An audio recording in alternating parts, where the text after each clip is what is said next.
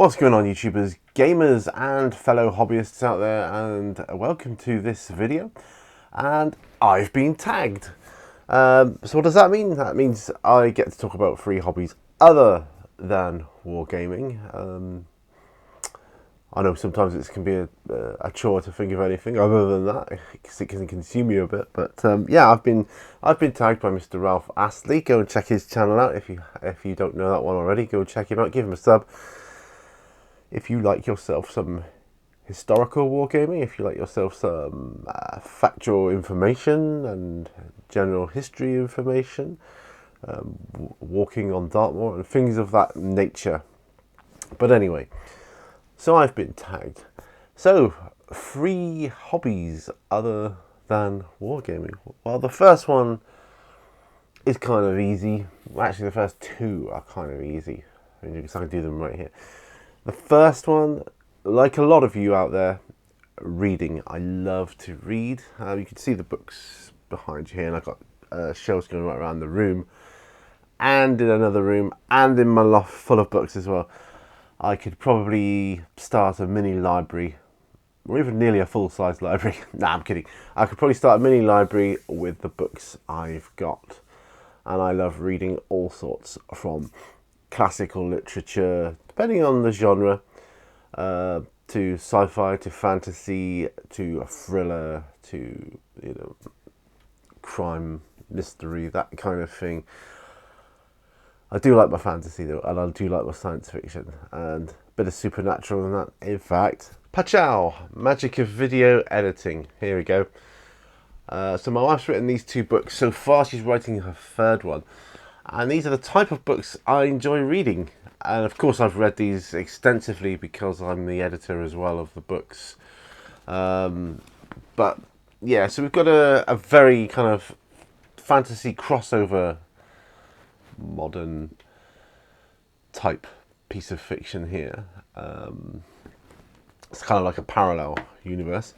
And this one introduces an element of the science fiction as well. So you can get them both on Amazon, A Night of Phalor and Parallax, so recommend those. Hey, any chance I can to get a bit of a plug-in, right? So reading, a very big hobby of mine, and I read on a daily basis. And yeah, so that consumes quite a lot of my time.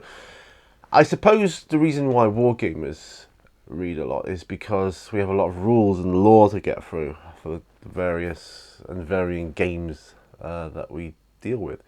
Right, on to my second hobby, and that's pretty easy. I'm just going to move some of the clutter I've got here just to give you a brief example of my second hobby. And it's easy. Role playing. Yeah.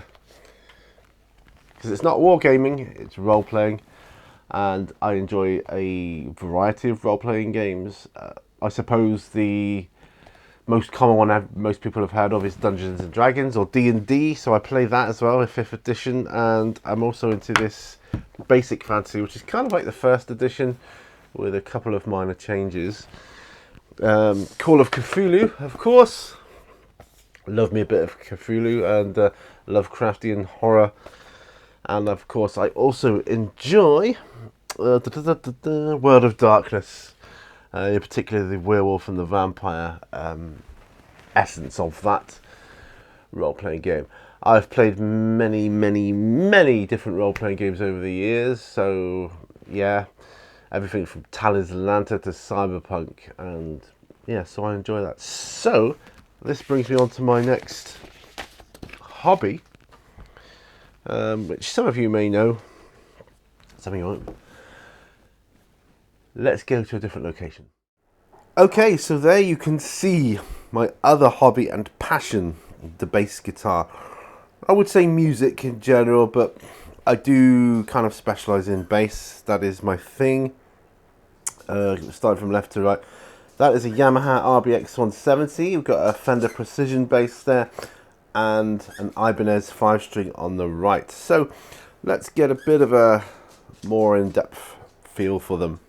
Right, so starting with this bad boy, and forgive me, my dog is also playing with his squeaky toys, so you may hear that occasionally throughout this section. But anyway, yes, so this is a Yamaha RBX 170. It was my first proper bass when I was starting to learn to play. Not my first bass, of course. I got my first bass on the internet, but I purchased this one through my my tutor, who I was learning from at the time. This is many years ago, of course. It's a proper bass. They're all passive basses, the ones I play, but this one is a passive bass that thinks it's an active bass. And this was actually the bass that I learned all my, you know, all my techniques.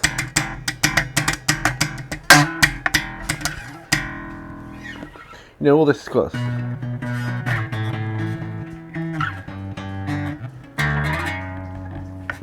All that sort of stuff.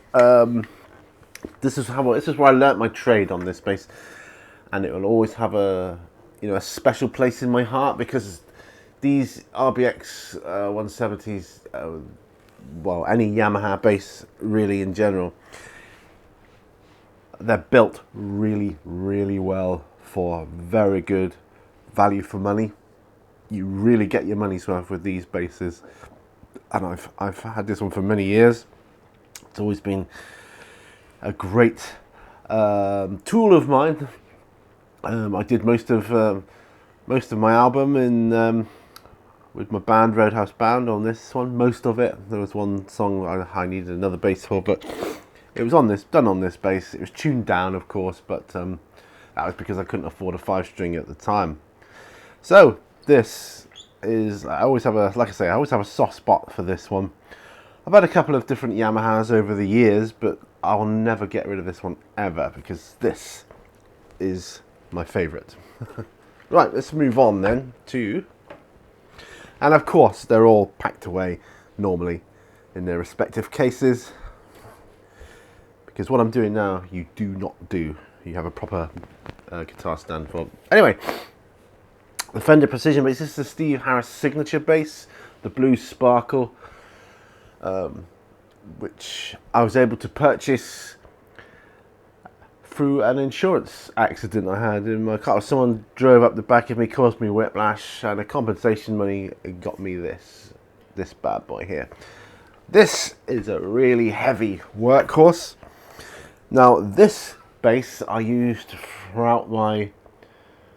certainly throughout my Wolf Angel years. I was just getting to grips with it before that, but you know, this really is a workhorse. It's heavy. It's chug along.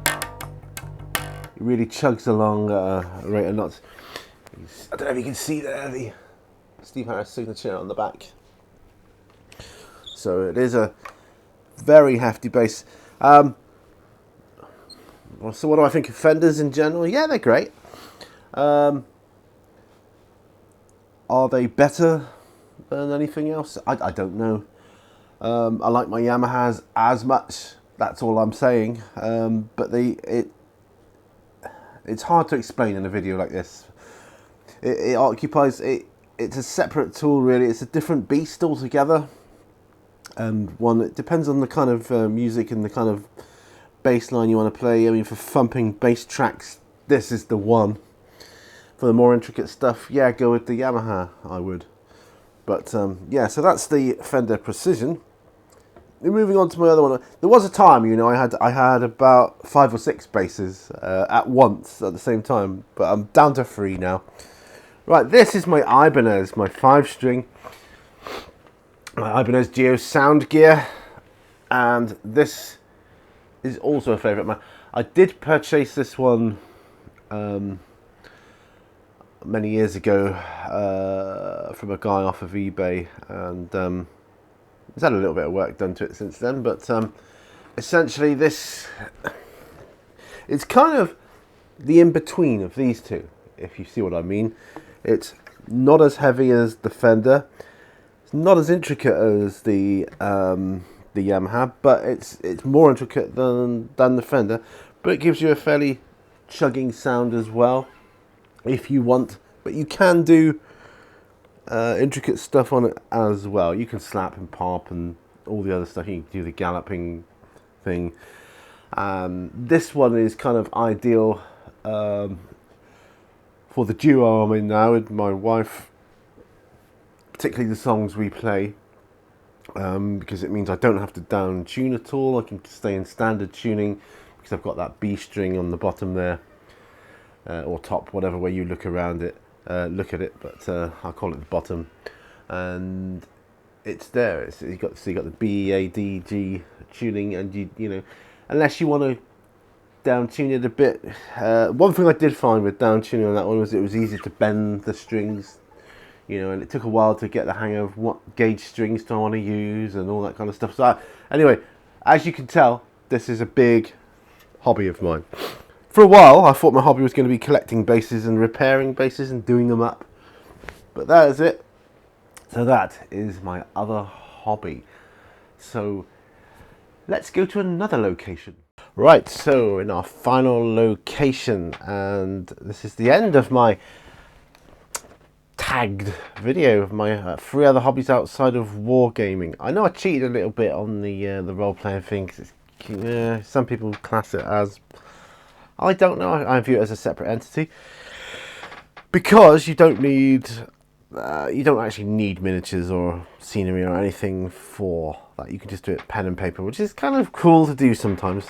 Anyway, on to the last part, which is where I tag 3 other people. Well, I'm kind of late to this party, so it's difficult to know if people have been tagged or not always. I don't think these are, but because it's kind of late, and I'm cheating a bit here, definitely, because I'm gonna tag 5 people, because I think some of them, you know, may have been tagged already, but if not, anyway. So here goes. My first one is WG Revival. I'd love to know what you do outside of the hobby, so that would be kind of cool to find that out. WG Revival. Of course, I'll put if I can, because you know how my brain works. I got a creaky chair. My brain is a bit like, but if I remember, I'll put the links to their channels in the video description below. So the first one is WG Revival. Second one is JamJar34. You know, like to know what you do. I know a couple of things you do outside of the hobby, but if you've got any other interests, just talk about them. That'd be kind of cool to hear about as well. JamJar34. Cruange Lacilicis, that's how I pronounce your name. But yeah, you know who I'm talking about. Mike, you got any other hobbies? Let's hear about those. Yeah, I'm gonna. I don't know if anybody's nominated or tagged Idic Beer 40k. Let's hear about your other hobbies, Idic Beer 40k. I think we should. I think the community deserves to know. So I'm tagging you. Last but not least, I know this is a long shot because you know not put anything up for a long time, and there may be good reasons for that. But just in case, I'd love to know James and his stuff. It's been a long time, James. It's been a long time. I'd love to know what you get up to outside of wargaming, if anything. And just say nothing if there isn't anything. That'd be cool.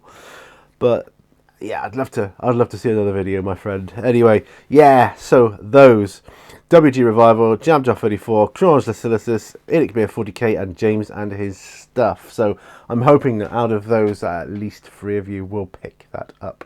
Anyway, that's all I've got.